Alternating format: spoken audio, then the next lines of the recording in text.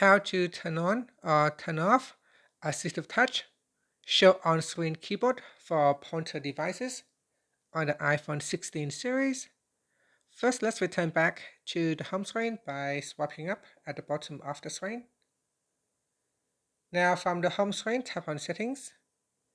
Then in the Settings page, we scroll down and then tap on Accessibility. In Accessibility, you want to scroll down and then tap on Touch. Next, tap on AssistiveTouch, and then we scroll down. In here, tap on Show on-screen keyboard in the pointer devices section. Tap on the toggle button to turn it off, or tap on it to switch on Show on-screen keyboard. And that's it. After that, you can swipe up to return back to the home screen. Thank you for watching this video. Please like and subscribe to my channel for more videos.